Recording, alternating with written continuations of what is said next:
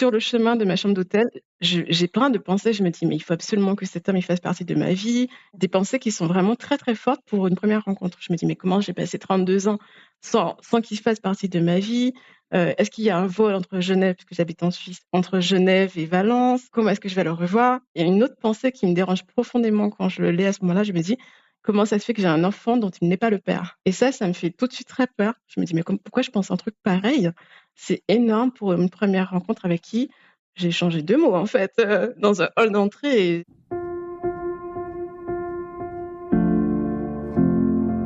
Je suis Marie-Charlotte Danchin et tu écoutes Crush, le podcast qui explore la magie des premiers jours des histoires d'amour. Chaque mardi, un ou une invitée vient à mon micro me raconter à cœur ouvert une rencontre qui a bouleversé sa vie, parfois pour une nuit, parfois pour quelques années, parfois pour toujours. J'espère que ces récits intimes seront pour toi une bulle de douceur et d'inspiration pour mieux comprendre et apprivoiser tes propres émotions amoureuses. Et si tu veux prolonger ces moments, partager tes histoires ou t'inspirer encore davantage, je t'attends sur Instagram et sur YouTube, @Crush le podcast.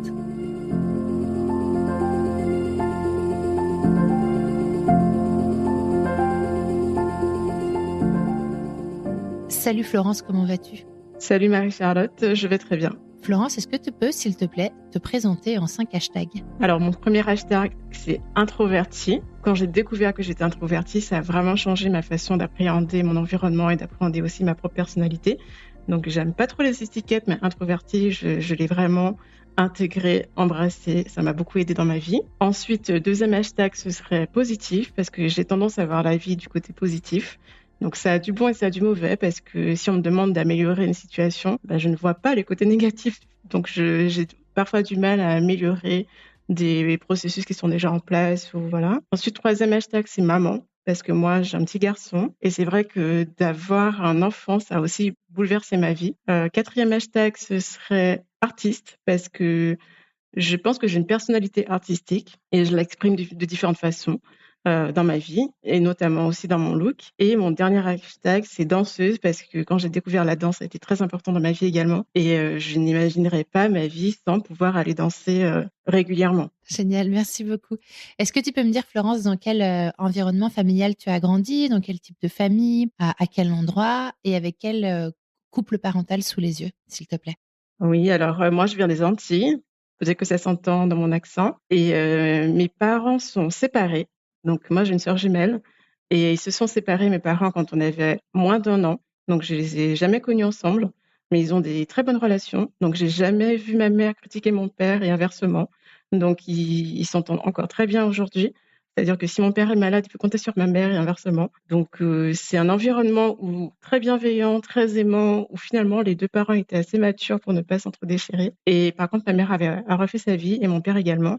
Et entre ma mère et mon beau-père, il y avait beaucoup d'amour. Ils se sont séparés, mais le temps que je les ai vus ensemble, il y avait des marques d'affection entre eux. Et entre ma mère et mon père et ma belle-mère, c'était un peu plus tendu, mais tout de même, j'avais des références en termes de couple.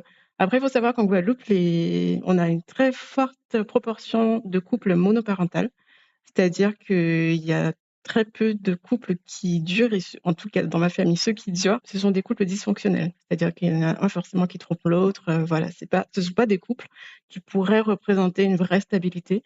Il y a beaucoup de familles monoparentales et de couples, un peu dysfonctionnels, où il y a beaucoup de trahison. J'espère que les auditeurs antillais, vont pas attraper ma veste, mais voilà. Et toi, du coup, ça veut dire que quand tu arrives à l'âge adulte, tu as quelle vision de l'amour? Est-ce que c'est une vision très normée où tu envisages et tu as envie du couple, de la belle histoire, de la belle rencontre? Est-ce que c'est un grand idéal, un grand fantasme aussi ou tu as un rapport différent à l'amour? Alors c'est vrai que c'est un peu ambivalent parce que c'est vrai que j'ai envie d'avoir une grande histoire d'amour et en même temps, je n'espère pas que cette histoire d'amour durera toute la vie. Dans ma tête, c'est acté que c'est une histoire qui va durer un certain temps et puis forcément, il y aura des aléas et potentiellement, on se séparera.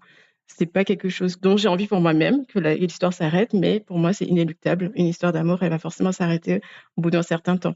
Donc, je crois au mariage. Je me dis qu'il y a certainement des gens qui doivent rencontrer leur âme sœur et rester toute une vie, mais je n'y crois pas pour moi-même, en tout cas. Est-ce que c'est l'histoire de tes parents qui te fait croire ça, tu crois? Ou c'est les modèles que tu as tout autour de toi? Ce sont les modèles que j'ai autour de moi. C'est-à-dire que moi, j'ai beaucoup d'oncles et tantes, de cousins et de cousines. J'ai 12 oncles et tantes. Et parmi ces 12 oncles et tantes, je n'ai aucun exemple de couple qui a vraiment duré sur du long terme.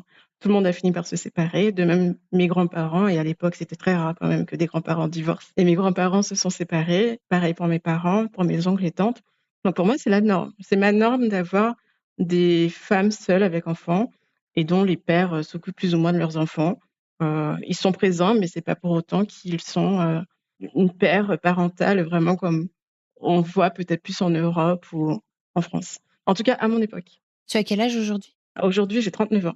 Est-ce que tu as quand même une petite part de toi qui espère que ce grand amour qui dure toujours puisse t'arriver?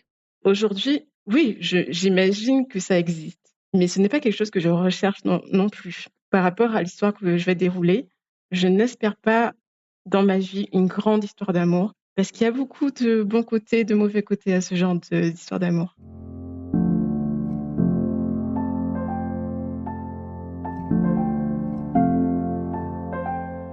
Est-ce qu'on peut remonter à mai 2019? Est-ce que tu peux me dire à ce moment-là, qu'est-ce qui se passe dans ta vie? Donc quel âge tu as? Ce que tu fais? Dans quelle, situation amoureuse tu te trouves? Et dans quel état d'esprit tu te trouves? Et s'il se passe quelque chose de particulier dans ta vie à ce moment-là? Oui, alors en mai 2019, j'ai un petit garçon qui a 2 ans. C'est l'amour de ma vie évidemment, mais c'est vrai qu'on a avec mon mari, je suis mariée, j'ai 32 ans et c'est vrai qu'on est en plein baby clash. On se dispute tout le temps. Le père de mon fils, il voyage énormément, donc je me retrouve plutôt à gérer, le quotidien. Ce qui a un peu des bons côtés et des mauvais côtés. C'est-à-dire que moi, je suis une introvertie, donc j'adore rester seule, mais dans le cadre, d'un couple parental, j'espérais avoir plus de soutien. Donc, quand il n'est pas là, je gère tout comme s'il n'est pas là. Mais quand il est là, je gère aussi tout comme s'il n'est pas là. Donc, en fait, il n'a pas sa place quand il revient. Et moi, je ne comprends pas qu'il puisse remettre en question les décisions que j'ai prises quand il n'était pas là. Donc, on n'arrive pas à trouver une façon de fonctionner qui soit très agréable. Pour autant, je n'imagine pas me séparer du père de mon fils. Je me dis, on traverse une phase qui est compliquée, mais on va s'en sortir. Enfin, j'espère qu'une fois que le petit sera grand, on va pouvoir régler nos problèmes et que quand on sera moins fatigué, ce sera un peu mieux. Puis j'ai repris la danse puisque j'avais arrêté la danse, les danses latines. Donc j'avais arrêté la danse et là je recommence à danser. Et plus je danse et plus j'ai envie de danser. Et donc je me dis: «Bon écoute, ça fait un moment que j'ai pas pris de temps pour moi. Je sens qu'avec le père de mon fils, c'est très compliqué. Je vais organiser un week-end dans un festival de danse en Espagne, à Barcelone. Et comme mes sœurs dansent aussi, donc j'ai une sœur jumelle et j'ai une petite sœur et on a seulement 1 an de différence et on est toutes les 3 danseuses, mais vraiment des addictes. On se dit, bah, on prévoit les billets 3 mois à l'avance, on a booké l'hôtel, on a booké les billets de festival, tout est bouclé. 2 semaines avant ce festival, le père de mon fils me dit qu'il a une formation professionnelle et que je suis obligée de raccourcir mon week-end. Alors c'est la dispute de trop. Je trouve que c'est abusé, que j'ai donné de ma personne pendant toutes ces années. Je demande un week-end, je vais pas écourter mon week-end. Finalement, de guerre lasse, après plusieurs disputes, j'accepte d'écourter mon week-end pour revenir juste à temps pour que lui parte à l'étranger faire sa formation. Et puis, en parallèle, il y a aussi mon père. Alors, mon père, c'est un artiste qui est quand même assez connu aux Antilles et il a porté une de ses sculptures et il doit l'inaugurer à Paris. Donc c'est un grand événement pour lui et il aimerait que ses 3 filles participent et il a prévu de venir, le week-end qu'on a prévu pour nous d'aller à Barcelone. Donc nous, ça nous arrange pas du tout, mais on s'arrange en fait pour le voir un peu précédemment et pas, mettre en péril notre week-end à Barcelone. Donc finalement, ça s'organise, je prends l'avion, il y a une grève d'aiguilleurs du ciel, donc je reste bloquée je sais pas combien de temps dans un aéroport et finalement, j'arrive à Barcelone, mais déjà, je suis pas superstitieuse, mais déjà un peu, en me demandant: «Mais pourquoi il y a tous ces événements qui m'empêchent de venir à Barcelone?» alors que je ne voyage jamais, en fait. Je me suis consacrée à mon enfant pendant 2 ans. Le seul week-end que je prévois, il y a tous ces événements-là qui m'empêchent, d'en profiter pleinement. Donc finalement, on arrive et puis on est tous contentes de se voir, on passe des moments dans la chambre d'hôtel. Il faut savoir que dans les festivals de danse, on ne fait que danser. C'est-à-dire qu'on mange, on va aux cours, il y a des cours pendant l'après-midi, on remange le dîner et le soir, on retourne danser jusqu'à 6 heures ou 7 heures du matin. Donc on est toutes excités par l'événement C'est quoi comme danse que vous dansez? et c'est de la kizomba. Mais on danse toutes les danses latines, donc la salsa, cubaine, porto et la kizomba. Mais on est toutes les trois plutôt mordues de kizomba parce que ça nous rappelle notre culture. Entre la kizomba et le zouk, il n'y a pas énormément de différence, donc ça nous rappelle notre culture. Donc c'est la première soirée, on est le jeudi soir, donc on passe la première soirée, ça commence dès le jeudi soir. Il n'y a pas énormément de monde, on s'amuse, mais on fait une petite soirée, on rentre assez tôt. Et le vendredi soir, alors là, vraiment, on s'habille, mais comme des princesses. On est toutes les trois hyper belles. On se fait même aborder dans les couloirs de l'hôtel. Enfin, vraiment, on est en mode des bombes. Des bombes, il faut le dire, avec talons aiguilles et tout, mini short. Enfin, on est vraiment trop belles. Qui sont bas, quoi. Oui, voilà, exactement. En plus, ça fait très longtemps que j'ai pas dansé, donc je suis toute excitée de pouvoir me retrouver dans un environnement qui me nourrit. Donc, dans les festivals de danse, il y a plusieurs salles. Donc, il y a une salle où on danse plutôt la kizomba traditionnelle, c'est celle que je préfère. Et il y a une autre salle où on danse la kiz urbaine. Donc, ça ressemble un petit peu à du hip-hop pour faire simple. Et moi, je me retrouve dans la salle de kizomba traditionnelle où il y a généralement plus de gens d'Angola, des Antilles, parce que c'est vraiment la culture, et quelques personnes caucasiennes, disons européennes, mais qui sont plutôt plus âgées en général. Puis dans cette salle, on est toujours moins nombreux que dans la quise urbaine. Et dans cette salle, je danse, etc. La musique est absolument magnifique. Il y a moyen de vraiment s'asseoir sur une chaise et de fermer les yeux tellement ça nous transporte. On est vraiment aux anges avec mes sœurs. Et puis, je remarque un homme qui est très grand, mais extrêmement grand. Il doit faire 2 mètres, cet homme.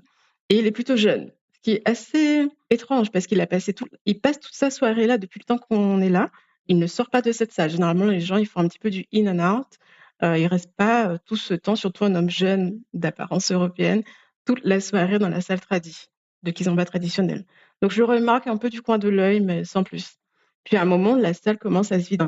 Il me tend la main, je regarde pas vers le ciel, je lui prends sa main juste, et puis on commence à danser. Et là, dès les premiers pas de danse, je comprends un petit peu, et il m'invite à danser. Donc, comme il est tellement grand, moi je suis assise, voilà ce qui m'arrive. Étant donné que c'est une danse de couple, il y a un moment de décalage entre le guidage du leader et la suiveuse, enfin le follower. Le follower, elle doit interpréter, ou il ou elle doit interpréter le guidage du leader. Et là, il n'y a aucun décalage. Je peux anticiper ce qu'il va faire. Il a un pas qui n'appartient vraiment qu'à lui. Et avant même qu'il le fasse, je sais qu'il va le faire. Donc, la connexion, elle est fabuleuse. Au début, même si c'est une danse où on est quand même très proche, très serré, très collé, puisqu'on a le buste contre le buste de l'autre personne, il y a quand même énergétiquement une certaine distance. Je me distancie. Parce que comme c'est une danse déjà où on est très proche, j'ai pas envie que le gars il pense que je fais des avances, alors qu'en fait, moi, je viens juste danser là. Donc, il y a quand même une certaine distance énergétique. Enfin, énergétiquement, enfin, psychologiquement, on est un peu distant. Mais la sensation, elle est tellement forte, je sens tellement la connexion que c'est douloureux de me distancier. Donc, au bout d'un moment, je lâche complètement prise, j'ai plus aucune barrière et je me laisse complètement aller. Je ferme les yeux, je suis vraiment appuyée contre lui. Lui, c'est pareil. On a les tempes collées l'une contre l'autre parce qu'il est très grand. Il penche sa tête sur moi, sur mes tempes, ma tempe, et moi, pareil, je m'appuie aussi sur sa tempe. On est enlacés, j'ai les bras qui sont en extension vers ses épaules ou vers son cou. Ça me génère même des fourmis dans les bras, puisque on danse pendant tellement longtemps que j'ai des fourmis dans les bras. Je suis obligée de les redescendre. Et du coup, quand je les redescends, je caresse presque un peu ses bras. C'est hyper tendre, en fait. C'est hyper tendre, on aurait pu penser que c'est une connexion sexuelle, mais pas du tout. C'est une connexion très, très tendre. Donc, on danse comme ça pendant je ne sais pas combien de temps, hein. Honnêtement, je ne m'en rappelle pas. Je sais qu'on a chaud parce qu'il fait chaud dans cette salle. On transpire, mais on est collé, mais on transpire, mais on s'en fout. Ça n'a pas d'importance. Et au bout d'un moment, quand même, moi je prie, hein, pendant que je suis là, je prie, j'espère que ça s'arrêtera jamais, que je pourrai danser comme ça jusqu'à la fin de la soirée. Et en fait, quelques minutes avant la fin de la soirée, bah, il me lâche. Donc, mais on a dansé très longtemps puisqu'il ne reste plus que 3 couples dans la salle. Donc j'ai fermé les yeux, je ne sais pas ce qui s'est passé, mais il ne reste plus que 3 personnes dans la salle et il est 6 heures du matin. Il faut savoir que même si c'est une danse de couple, généralement, bon, il y a toujours des gens qui viennent là pour choper, mais les vrais addicts ont fait une certaine distance entre c'est de la danse ou c'est de la séduction. On est plus ou moins proche en fonction de la personne. Est-ce qu'on se sent bien énergétiquement avec cette personne? Mais c'est pas forcément parce qu'on a une si belle connexion qu'ensuite on va aller boire un verre et puis qu'on va aller dans la chambre, tu vois. C'est pas forcément le cas. On fait le distinguo. Moi, ça me fascine, je t'avoue. Parce que je trouve que c'est des danses tellement sensuel. Mais encore une fois, je vois ça avec mon regard vraiment d'Européenne qui un jour s'est dit: «Tiens, j'adore la salsa, je vais essayer de danser la salsa» ou le zouk, tu vois? Et parce que j'adore danser le zouk. C'est parce que j'ai grandi quand même à Saint-Denis dans le 93 et qu'il y avait beaucoup d'Antillais et que les premières booms que j'ai fait, c'était avec des Antillais et que donc on dansait le zouk. Donc ça doit venir de là. Mais en tout cas, j'ai toujours été, fascinée par le fait qu'effectivement, vous faites la distinction les danseurs, entre ce qui est, sensuel, physique, de l'ordre de la séduction et ce qui est sensuel, très physique, mais de l'ordre juste du kiff de la danse, tu vois? Et j'imagine de la technique et ça, moi, ça me fascine parce que moi, tout de suite, j'ai l'impression que le mec, il veut me pécho, tu vois? Alors ça peut, mais c'est vrai qu'en fait, on peut aussi danser le zouk avec un cousin, avec un ami, avec un oncle. Donc on sait quand même faire un certain distinguo entre les 2 aspects. Donc la danse se termine, je m'assois, je prends tout mon petit temps pour enlever mes chaussures de danse parce que je dois les changer pour mettre des chaussures de ville et j'espère qu'il va me parler parce qu'on sait pas parler.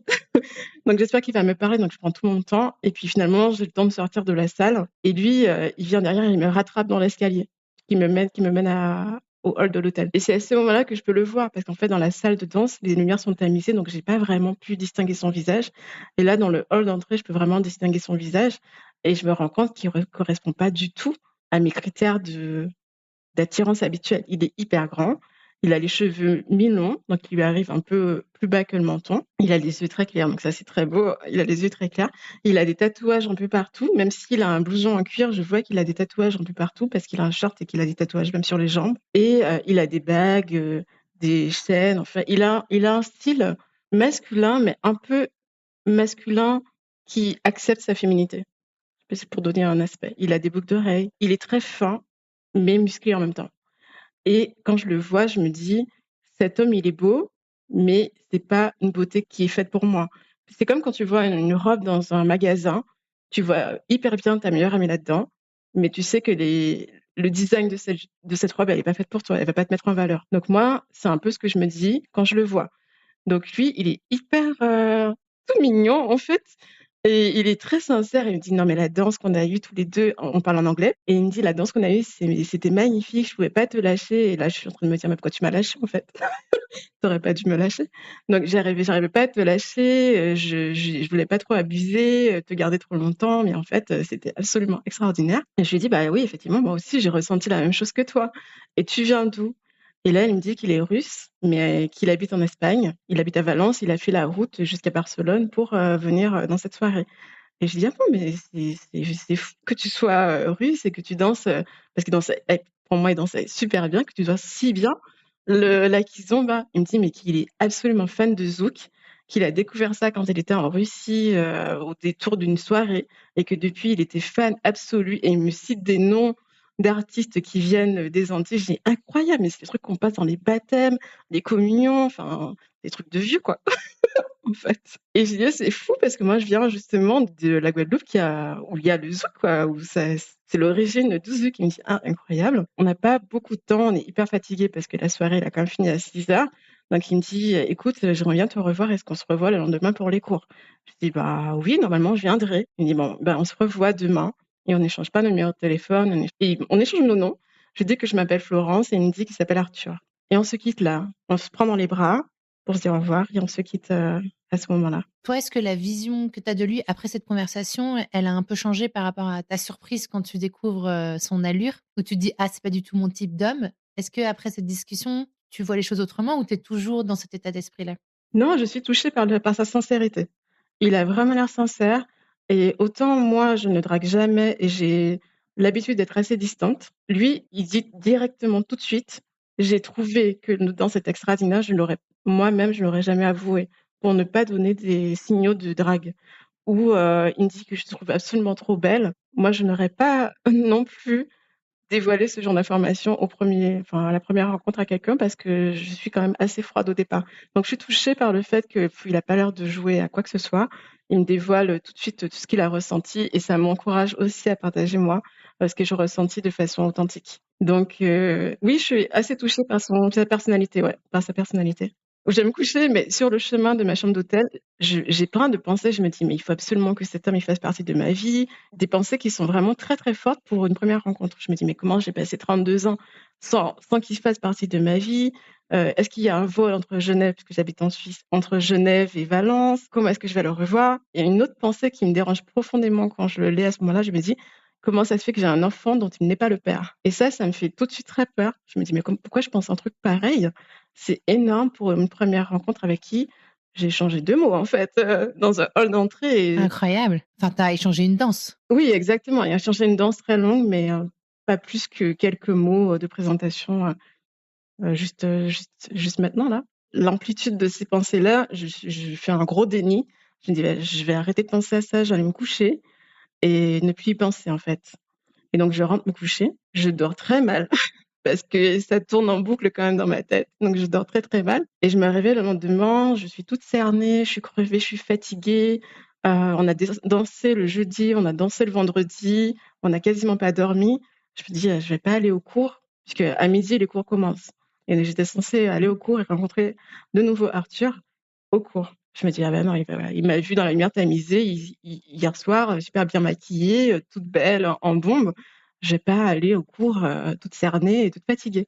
Donc je me dis que je vais pas au cours et donc mes sœurs, elles y vont et puis elles remontent dans la chambre et comme je leur ai raconté l'histoire, elles me disent: «Mais il y avait ton crush, de hier soir, il te cherchait partout, il te trouvait pas». Et là, je me sens un peu coupable parce que là, c'est la fin des cours, j'y suis pas allée, on n'avait pas échangé nos numéros de téléphone. Donc il m'a cherché et il m'a pas trouvé, il a dû se dire que je lui ai posé un lapin ou quoi, donc je me sens un peu coupable.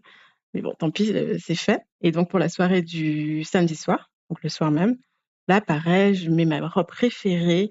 C'est une robe ethnique, parce que j'ai un style un peu afro-ethnique, quand même.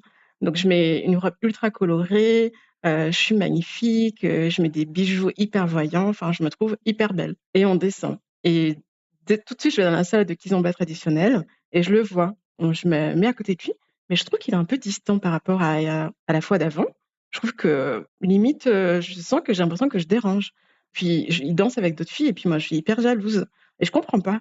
Je me dis: «Bah, pourquoi je suis jalouse? Je vais pas être jalouse. Il a le droit de danser, en fait». Donc je décide de quitter la salle et d'aller dans une autre dans l'autre salle, la salle de Kiss, un peu plus urbaine. Puis là, je me dis que c'est pas le moment de gâcher ma soirée.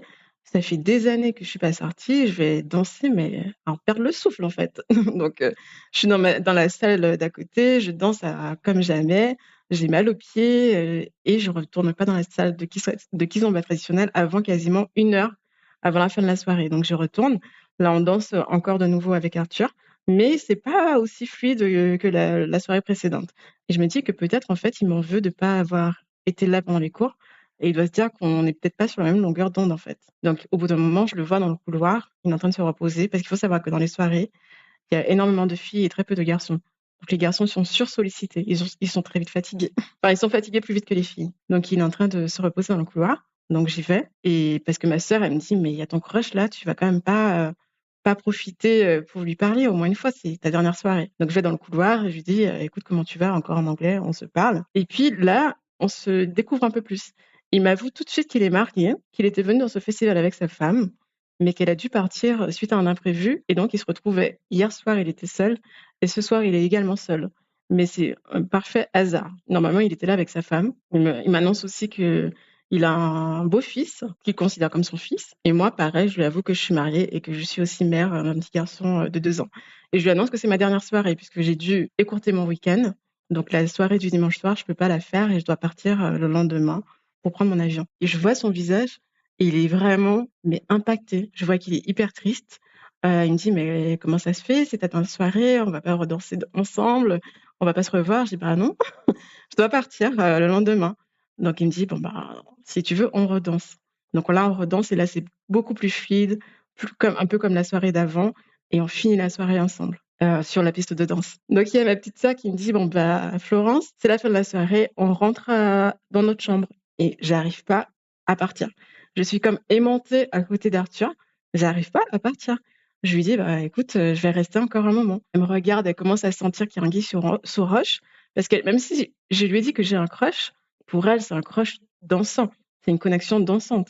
Là, le fait que la soirée soit terminée, mais que je désire rester un peu plus avec Arthur, Elle commence à trouver qu'il y a un peu du louche. Mais on se juge pas entre sœurs, donc elle me laisse faire ce que j'ai envie. Et Arthur me dit, bon, ben, si tu veux, on va se promener.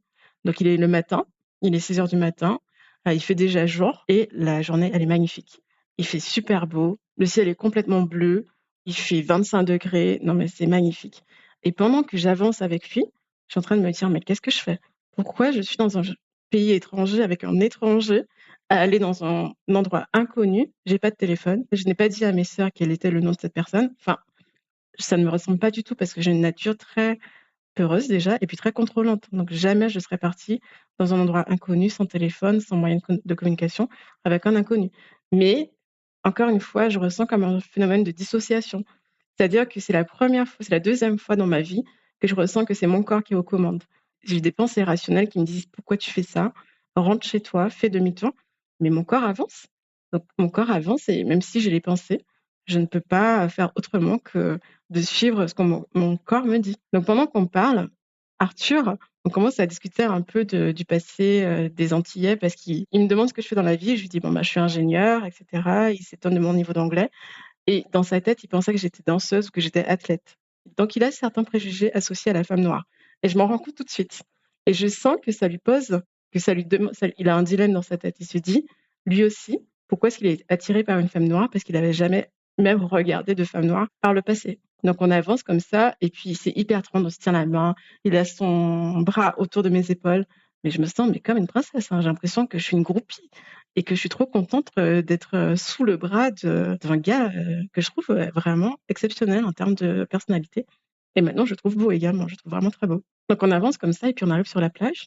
Donc on marche sur la plage, le lever du soleil, il faut imaginer la mer qui est bleue, qui scintille. On s'assoit sur un banc et puis il me dit, «Je ne comprends pas pourquoi j'ai ressenti ce que je ressens avec toi. C'est la première fois que ça m'arrive, ça me bouleverse. Qu'est-ce que toi tu as ressenti?» Je dis: «Bah, je ressens un peu la même chose et je comprends pas non plus». Et là, on se raconte un peu nos vies et je comprends qu'en fait, il est en situation illégale en Espagne parce il est parti de Russie sans papier. Donc il est sans papier en Espagne, donc il a une vie difficile en Espagne. Il a pas beaucoup d'argent, il ne peut pas vraiment travailler, il ne peut faire que du travail au noir et que, il a aussi des problèmes d'addiction à la drogue et à l'alcool. Alors il faut savoir que moi, jamais je ne serais restée avec quelqu'un qui me paraît instable. Problème d'alcool, d'addiction et pas de travail stable. J'aurais pris mes clics et mes claques et je serais partie parce que dans ma vie, je recherche la stabilité. Donc je dis ça. Je dis qu'effectivement, il est totalement l'opposé de moi-même, que d'avoir pris le risque j'admire le risque qu'il a pris de partir de Russie pour venir en Espagne sans papier, sans rien, pour tout redémarrer.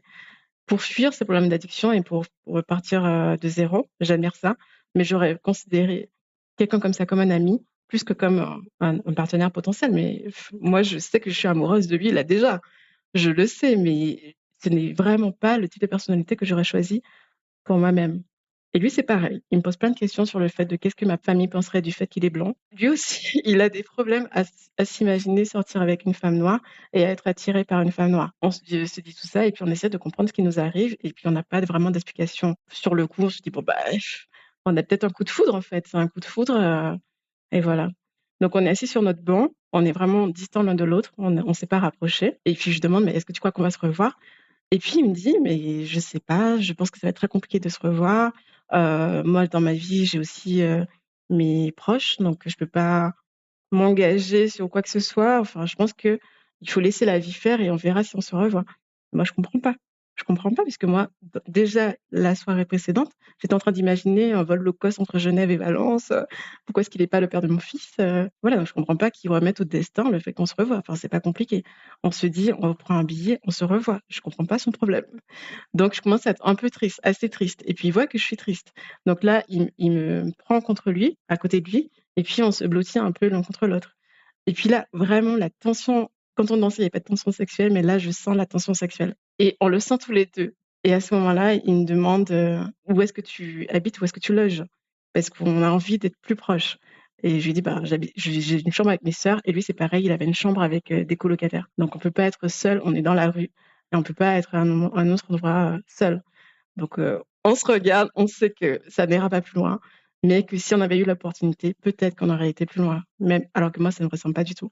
Le soleil se lève, le jour avance et il y a des gens qui passent dans la rue. Donc il me dit: «Écoute, on peut pas rester là. parce qu'il y a beaucoup de gens qui me connaissent, ce sont pas des amis, mais ils me connaissent et ils savent que je suis mariée et je peux pas être dans la rue, aussi proche avec quelqu'un, ça le fait pas trop. Donc on se déplace, on va dans une ruelle un peu plus, abritée disons et puis, là franchement, on est bien, on est à l'ombre et tout, je me blottis contre lui, je ferme les yeux, je cale ma respiration sur sa respiration et franchement le monde peut s'arrêter, je suis hyper bien là. Puis au bout d'un moment, quand même, je sens qu'il bouge, donc je bouge également.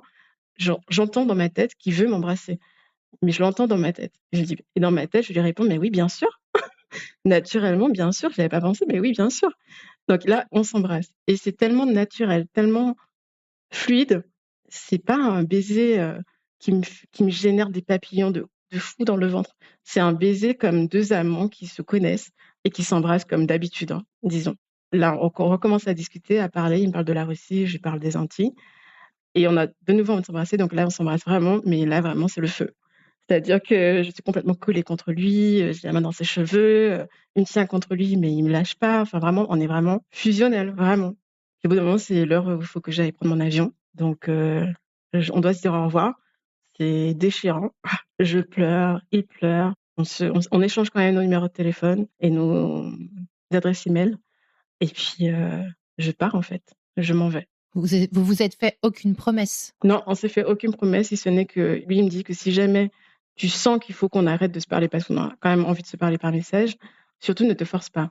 Mais on se dit quand même qu'on reste en contact, du moins par message. Puis c'est vrai que pendant qu'on était ensemble, il m'a aussi partagé des livres. Ça lui est venu comme ça, un livre, Brida, de Paulo Coelho, pour ceux qui connaissent. Et puis, Palmier sous la neige. On se dit que je vais les regarder, je vais les lire et qu'on en reparlera ensemble après.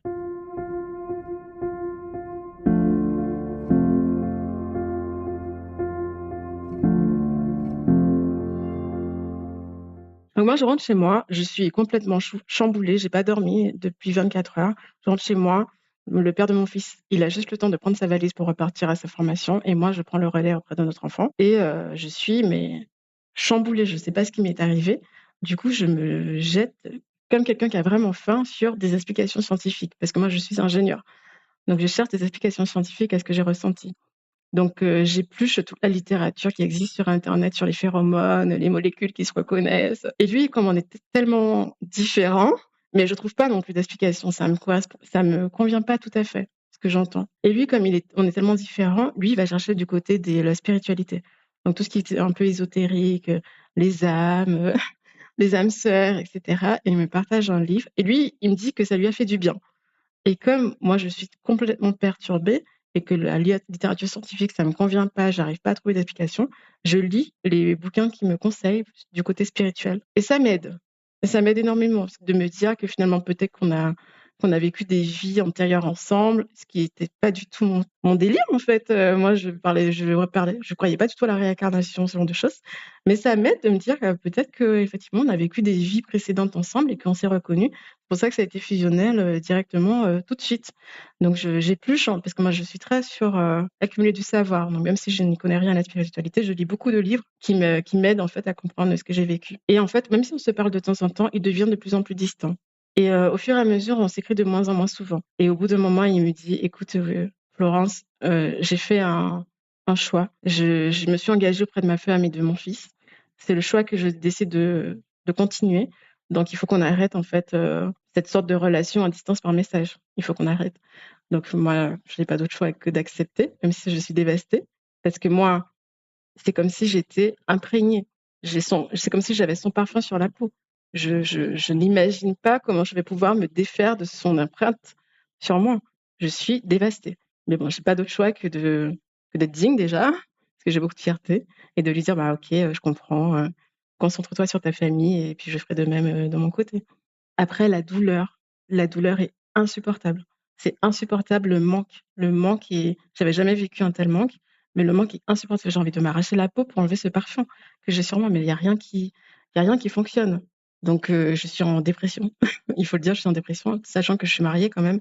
Donc même si je suis en une profonde dépression, je dois donner le change auprès de mon enfant et auprès de mon mari. J'ai décidé de me faire suivre par une psychothérapie parce que ça peut aider et en fait, c'est vrai que ça m'aide pendant un certain temps et puis, de pouvoir en parler à quelqu'un puisque je ne pouvais pas en parler au père de mon fils ou même à d'autres personnes parce que J'avais aussi beaucoup de culpabilité d'avoir trompé, d'avoir eu des sentiments pour quelqu'un d'autre et ça m'aide un peu un certain temps, mais je reste quand même assez déprimée et au bout d'un moment, le père de mon fils s'en aperçoit, donc on a une grosse, discussion et je peux pas mentir. Je suis très mauvaise à mentir, donc je lui avoue tout de suite parce que s'il avait pas posé la question, j'aurais peut-être pas dit, mais s'il pose la question, je ne peux pas lui mentir et on se connaît tellement aussi avec le père de mon fils qu'il le voit que je mens, donc je peux pas lui mentir. Et donc, après avoir essayé de recoller les morceaux, lui, il est très, très, très blessé et moi, je suis blessée de l'avoir blessé, mais aussi je suis en deuil de ce coup de foudre que j'ai eu.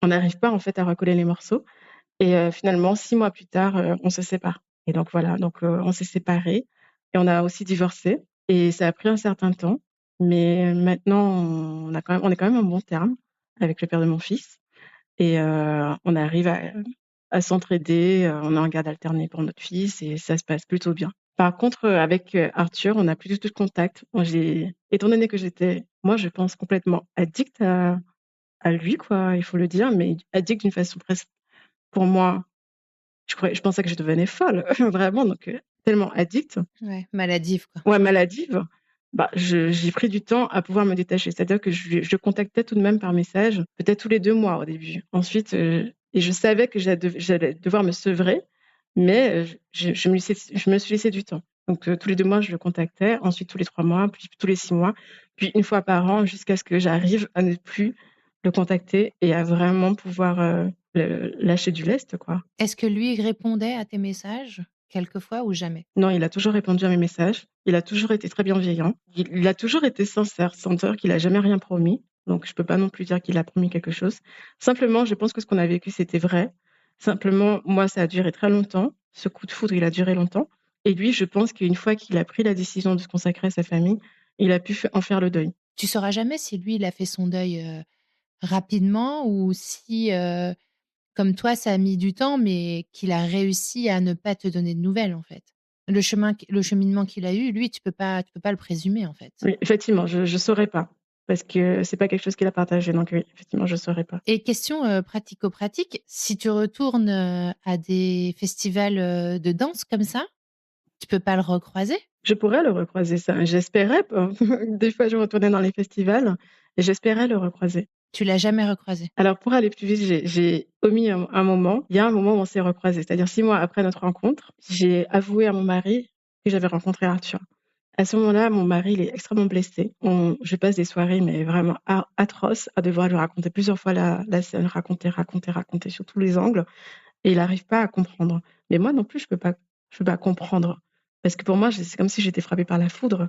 Donc je peux pas non plus lui dire qu'on est des âmes sœurs. Donc lui, il comprend pas et moi, j'en souffre. Vraiment, c'est de la torture, il faut le dire, c'est de la torture que tous les soirs, je dois raconter l'histoire. Enfin, c'est pas très sain, hein, Non, c'est comme, pas très sain. On est dans une relation plutôt toxique à ce moment-là, carrément. Et du coup, je ne suis pas religieuse, mais je prie un soir, je dis: «Il faut absolument que je puisse rencontrer de nouveau Arturo pour savoir si ce que j'ai ressenti, c'était une seule fois et que ça en fait, je me fais des films et que je suis accro à quelque chose qui n'existe déjà plus». Donc je prie qu'on me donne l'opportunité de revoir Arturo et le lendemain, mon mari me dit: «Écoute, je comprends pas ton histoire là, il faut que tu ailles checker ton truc. Va vérifier ce que tu ressens. J'ai trouvé sur internet, il y a un autre festival, ton Arthur là, il est inscrit à ce festival, c'est de nouveau en Espagne. Retourne-y, vas-y, va le voir». Et moi sur le coup, je n'y crois pas. J'ai dit: «Mais j'ai prié hier soir et le lendemain, il me propose ça». Donc je n'ai pas à mentir. Il est d'accord avec ça et j'ai une opportunité de rencontrer, de nouveau Arthur dans les conditions où tout le monde est au courant. Et sur le coup, là, j'ai peur. Je me dis: «Bah non, Arthur, il voulait pas me voir, si ça se trouve, il restera de nouveau avec sa femme, je vais quand même pas venir, le rencontrer, dans un festival où il y a sa femme». Mais mon mari, il me met presque un ultimatum, donc j'y vais et je retrouve Arturo à ce festival et là, on a l'opportunité de reparler très succinctement pendant environ 15 minutes. Mais même si ça confirme ce que je ressens, lui, je sens qu'il est hyper content de me voir. D'ailleurs, au départ, il pense que c'est ma sœur jumelle, donc il me calcule pas. En fait, il me voit, on danse ensemble, il me dit bonjour, mais ensuite il me calcule pas parce qu'il pense que je suis ma sœur jumelle. Parce qu'on est identiques, on se ressemble énormément. Donc quand je vais le voir, il me dit: «Mais comment va Florence?» Je dis: «Bah, je vais bien». Il me dit: «Non mais Florence». Bah oui, je vais bien. Et là, il capte que je suis pas ma sœur jumelle, que je suis vraiment moi. Et là, il me prend dans ses bras et il me serre très, très fort. Donc, il est content de me revoir. Mais je sens qu'il a fait son deuil de cette histoire et que même s'il est content de me voir, Ça ne remet rien en question. Lui, il a fait son choix et c'est bon. Donc quand moi j'en repars, je suis plutôt déterminée à sauver mon couple. Je ne peux pas mentir au père de mon fils. Donc je lui dis la vérité. Et ça aussi, ça le blesse. Et finalement, on finit par se séparer.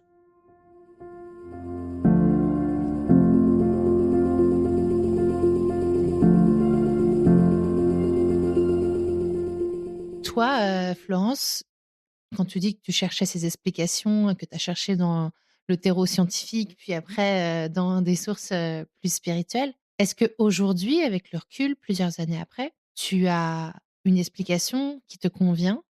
Est-ce que tu n'en as pas? Et comment tu vis avec ça? Moi, je pense que la théorie des âmes, ça me correspond. Ça m'a aidée. Et au-delà du fait que ce soit vrai ou pas, ce qui compte, c'est que ça m'aide. Donc, ça m'aide de me dire ça et de me dire que on n'est pas peut-être destiné à rencontrer une âme, une âme sœur, comme on appelle ça comme on veut, et à faire sa vie avec.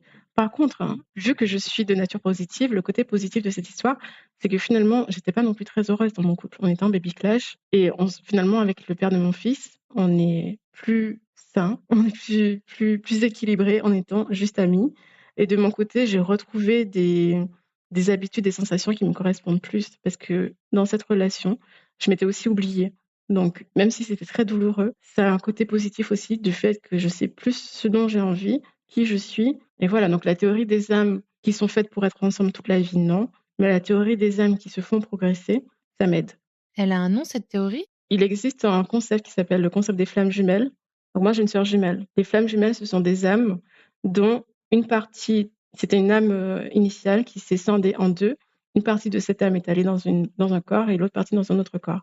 C'est une seule âme scindée en deux. Voilà, le concept de ça, c'est qu'en fait, on se rencontre pour se faire évoluer. On aligne sa vie, en fait, en fonction de ses aspirations vraiment intrinsèques. Alors ça ressemble à Platon et à l'être entier qui était divisé en 2 et c'est Exact. pour ça qu'on dit 2 moitiés, qu'on rencontre sa moitié. C'est pour l'éternité selon Platon. Toi, tu dis que c'est pour progresser. Oui, exactement, je dis que c'est pour progresser. Donc oui, donc moi ça m'aide de penser ça et ce qui est marrant, c'est que quand Arthur, il m'a donné ce livre, le nom de ce livre qui s'appelle Brida de Paulo Coelho, alors qu'on se connaissait pas, qu'on était sur la plage en train de se parler. L'histoire de Brida, c'est une sorcière qui, pour évoluer dans son parcours de sorcière, elle doit rencontrer son autre partie et son autre partie, c'est son autre moitié d'âme. Donc déjà, il y avait un peu quelques signes comme ça, quelques coïncidences qui m'ont confortée dans l'idée que même sans savoir, il y avait quelques signes qu'on appelle des synchronicités qui m'ont mis sous cette voie. Si tu croisais la Florence de mai 2019, juste avant de prendre cette main tendue pour une prochaine danse, qu'est-ce que tu lui dirais? Bah, je lui dirais de profiter. Moi, le regret que j'ai, c'est de ne pas avoir assez profité de cette danse et de vraiment ne avoir aucun frein, même si je me suis laissée aller. J'aurais dû me laisser aller encore plus, aller à ces cours que j'avais zappés pour des histoires d'apparence qui étaient vraiment futiles parce qu'en fait, c'est un coup de foudre en fait. Donc, quelle que soit mon apparence, ça aurait été quand même fonctionné. Donc, j'aurais dû en profiter jusqu'au bout. Et oui, d'y aller à fond et de ne pas se préoccuper de la douleur qui vient après. Parce que Arthur, quand on était sur la plage, il me parlait déjà: «Je veux pas souffrir». Il savait qu'il y en a des allait souffrir. Il me disait: «Mais moi, je veux pas souffrir, je veux pas souffrir». Il était déjà dans la souffrance et je comprenais pas parce que j'avais pas envisagé l'intensité du lien. J'allais avoir beaucoup de mal à m'en détacher. Donc ne pas envisager la suite, juste profiter de l'instant présent et et voilà, je referais, hein, parce que c'était un bonheur indicible. Cette danse, j'ai fait ma liste des 5 bonheurs dans ma vie. C'est le premier bonheur de ma vie, cette danse. Incroyable, j'adore. En tout cas, Florence, merci beaucoup pour ce récit incroyable. J'espère que ton histoire résonnera dans les oreilles des auditeurs, des auditrices. N'hésitez pas à tous à réagir à ce que vous venez d'entendre, si ça vous a hérissé les poils, si ça vous a fait référence, si vous avez fait penser à une histoire que vous avez vécue, venez me le dire, venez nous le dire et on adore que ça résonne. Donc, merci beaucoup Florence pour ça et à très bientôt.